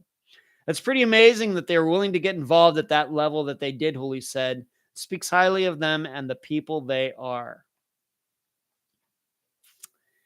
Police shared still images taken from the video footage of the suspected vehicle, believed to be a gray or silver 2005 to 2010 Honda Civic. Police said detectives have interviewed several witnesses who saw the assault unfold, but are still asking for the public's help in identifying the suspect's vehicle. Few details are known about the suspect, who is described as a man wearing black clothes and a face mask. This just shows you, the reason I picked this out is this just shows you how quickly this can happen. It does not take a long time to abduct somebody, even if it's daylight out, 8 in the morning, obviously other people around, and this guy had no problems with trying to get this woman and get her into his vehicle. This is why I continue to say, and in fact, it's part of the banner that is now part of this YouTube channel. You got to keep your head on a swivel. You got to be looking around. You got to be seeing, is anybody following you? Is anybody eyeing you up? Is anybody looking at your phone? Anybody, you thought you just passed somebody and then you passed that person again, like in a parking lot. Just anything like that. Because this is what can happen. But you can see that quick. Less than a minute.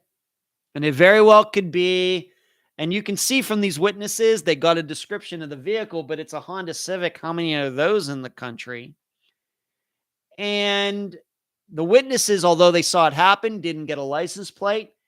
It very well could be, had this woman not fought this guy off, she might be dead now. Even though this was done in a populated area. This is how quick a disappearance can happen. And, I don't know what to make of it at this point. It seems like this is some stranger on stranger abduction, but maybe not. Maybe this woman doesn't realize it at this second, but maybe it was some guy that she knew. Maybe. We just don't know.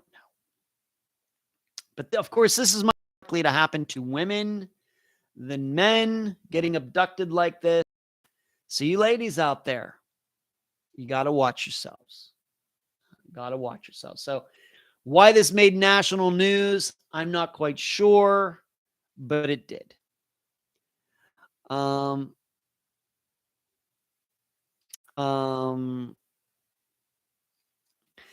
Shri says, you may remember, I recommended it to you 4 years ago. It took you a year to watch it.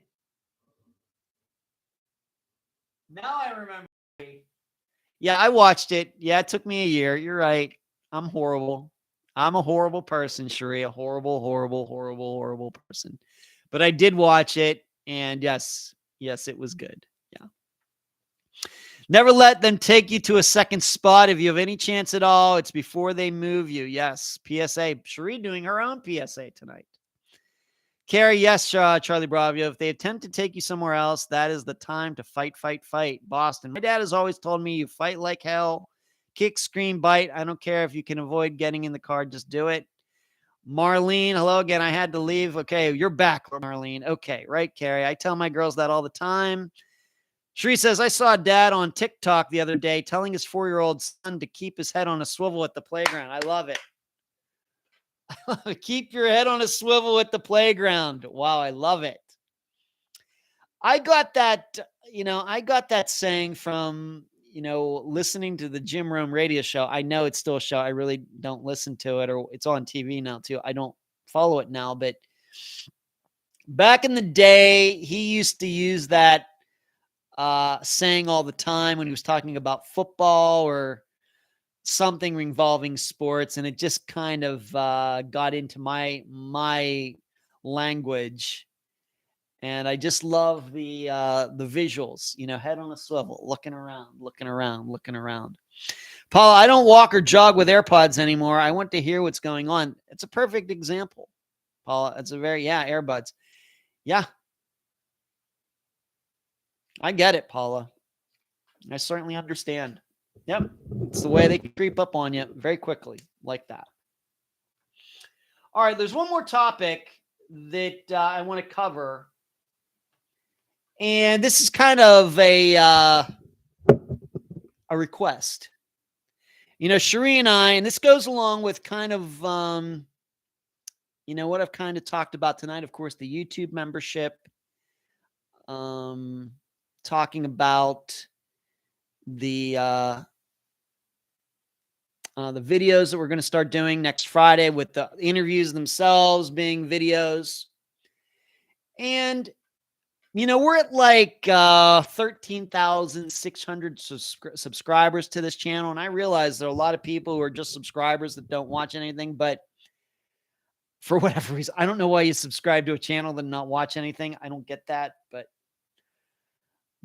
you have to also realize that there are some true crime channels on YouTube that have an enormous number of subscribers. In fact, I know many of you. I know Sharia watches Stephanie Harlow's channel. She has like 600,000 subscribers. A crazy number. John Lorden, of course, his show is just a video show, but his channel, 160 some thousand subscribers.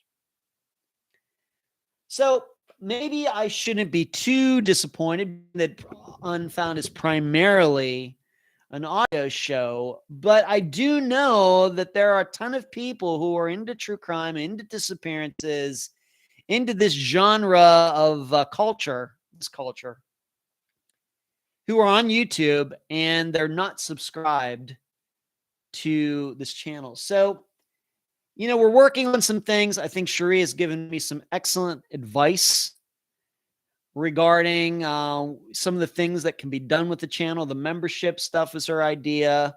The videoing, the interviews are her idea. But I still feel that we are missing a huge, huge group of people out there for some reason. And of course, I would like to change that. It makes me feel like we're not doing, or I am not doing a good enough job of publicizing this channel. I think the channel is spectacular. I wish some of the videos got more views. I still am stumped why, like, the map analysis videos don't get more views. It's a little confusing to me. I know how many downloads, even though with now going to Megaphone, I now know what the true downloads are, and they're still nice. They're not Podomatic numbers, but now I know that Podomatic was lying to me. But they're still decent numbers.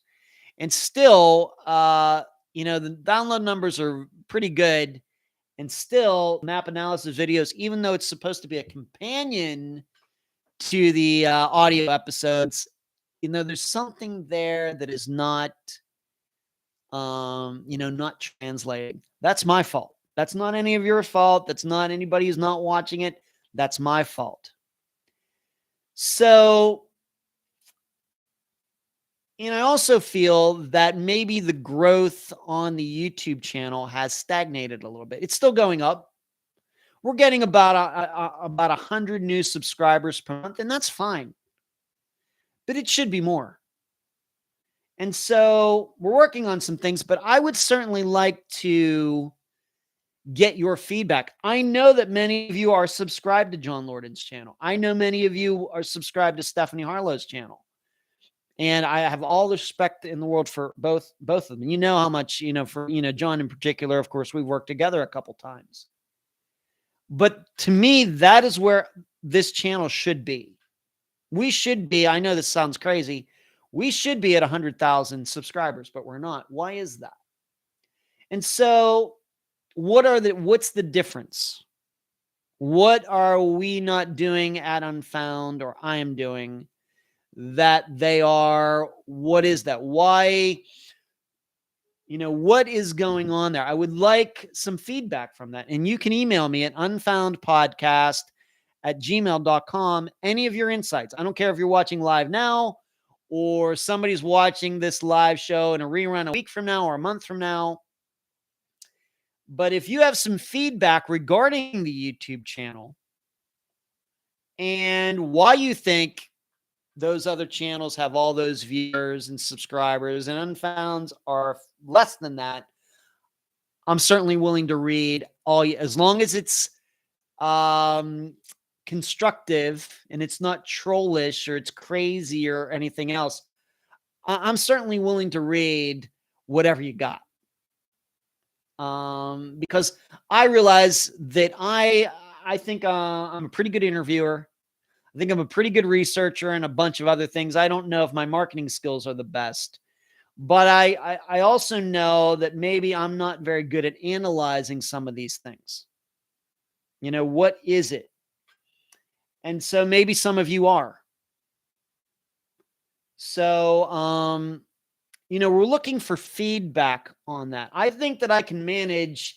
I think I'm going to be getting some help from Spotify regarding the podcast and how to get more downloads and listeners regarding that. In fact, I've already put something into them and they said, yeah, they're willing to help out on that. Give me some tips and, why is it that these particular true crime podcasts are, up here and maybe Unfound is right here. What are the differences? So that should be helpful. But when it comes to the YouTube, YouTube's not going to do that. They got nothing. So, but I know that many of you go to different channels and watch a lot of true crime stuff, missing persons, serial killers, murders, whatever. What you got? What do you have to tell me?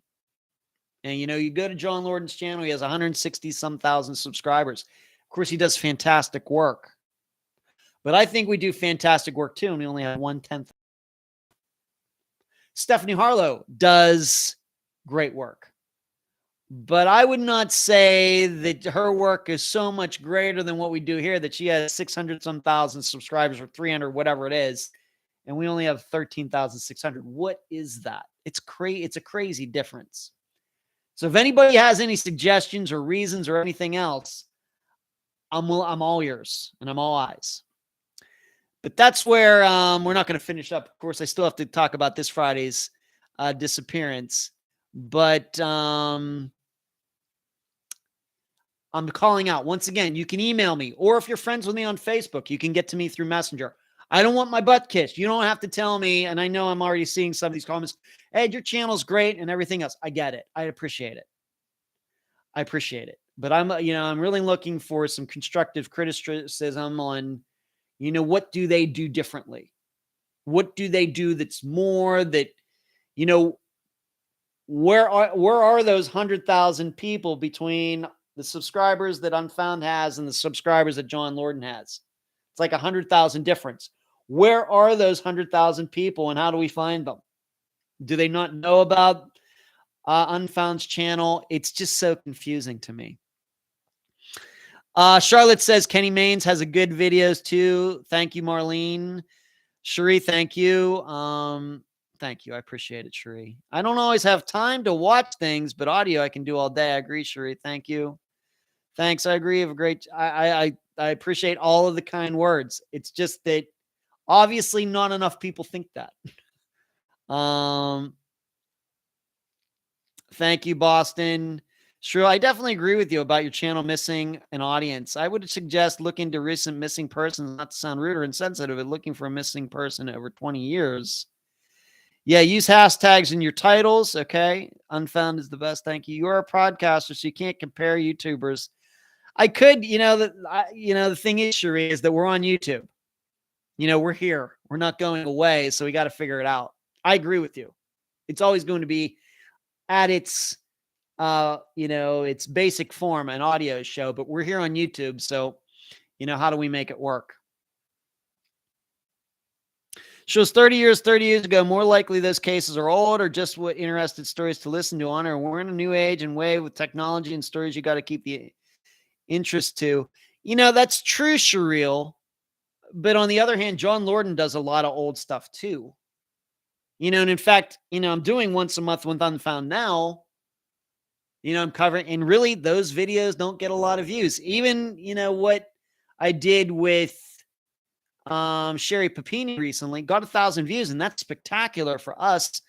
Some other channels for Sherry Papini got 100,000 with the new news about her being indicted and everything. Why is that? I don't know. These are the things that I'm trying to figure out. I know their answers. I just don't know what those answers are. But it's all audio. That's how you make it work. You make it an interview with people, and bam, you are a YouTuber. Trust me. Okay. I'm going to try. Well, I'd certainly trust you, Sheree. You know that. All right. So I'm calling out unfoundpodcast@gmail.com. Email me what you got. I'll read it. Okay. This Friday, having our friend of the program, Heather Grotman, back on from the Lost and Found blogs for the fourth time. She was on for Dale Kerstetter. That was the first time. Christy Nichols was second. Eileen Marshall, which was a year ago. And so she was due for another appearance. And she's going to be on this Friday. We are covering the disappearances of Dub Wackenhagen and his son, Chance.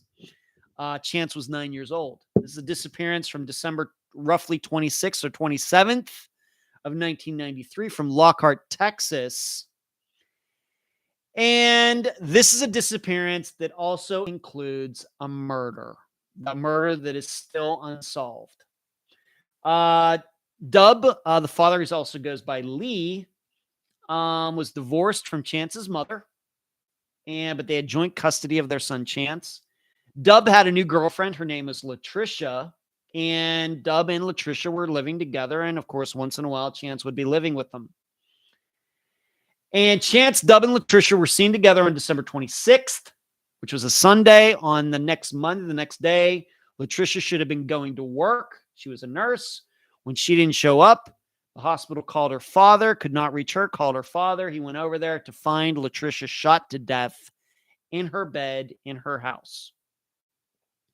There was a puddle of blood in the kitchen with a child's shoe print in it. Of course, immediately, the father, of course, knew that his daughter was dating Dub. Dub was nowhere to be found. He couldn't be located. Chance could not be found. And police automatically thought the Dub had shot Latricia several times and then took off with Chance, and they were on the run.